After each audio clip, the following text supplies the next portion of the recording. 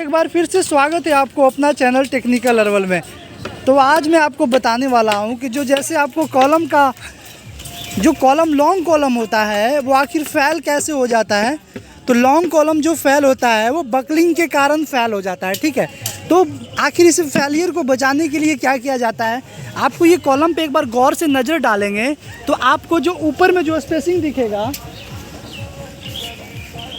जैसे कि जो ऊपर में आपको स्पेसिंग ये दिखा, ऊपर में 2 फुट तक स्पेसिंग और नीचे में आपका जो 2 फुट तक स्पेसिंग है। स्पेसिंग मीन्स की मतलब स्टीरअप की स्पेसिंग की बात करें, ये दोनों रिंग की स्पेसिंग की बात कर रहा हूँ मैं, ये दोनों।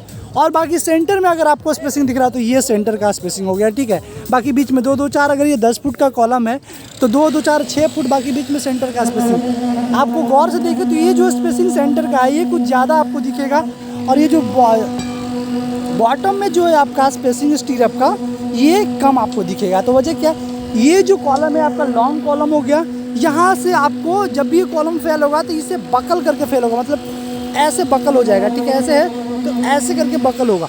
तो इसके वजह से आपका जो है ये जो बॉटम में जो आपका रिंग का स्पेसिंग है वो कम कर दिया जाता है, और टॉप में भी जो रिंग का स्पेसिंग है वो कम कर दिया जाता है। बाकी जो सेंटर में जितना भी रिंग का स्पेसिंग है वो बढ़ा दिया जाता है। सपोज जैसे कि अगर नीचे में आपका 75 mm स्पेसिंग है और टॉप में भी आपको 75 mm स्पेसिंग है, तो सेंटर में आपको मतलब 50 mm आपको बढ़ा देना है, ठीक है। तो 75 में 50 और बढ़ा दे तो 125 mm आपका सेंटर कर देना है। अगर सपोज अगर आपका स्पेसिंग अगर बॉटम में 100 mm है और टॉप में भी 2 फुट 100 mm है, तो सेंटर में आपका जो है 50 mm इंक्रीज कर देना है, मतलब कि 150 mm आपका स्पेसिंग कर देना है। इसकी वजह से आपका जो कॉलम का जो फेलियर है काफ़ी हद तक बच जाता है। तो वीडियो कैसी लगी हमें कमेंट में ज़रूर बताइएगा, और अगर इसी तरह से कंस्ट्रक्शन या फिर सिविल इंजीनियरिंग से रिलेटेड हमेशा वीडियो चाहिए तो आप हमारी चैनल सब्सक्राइब कर सकते हैं और वीडियो को लाइक कर सकते हैं। Thank you for watching, take care, bye bye. खुश रहिए, खुशहाल रहिए, सीखिए और दूसरों को सिखाते रहिए।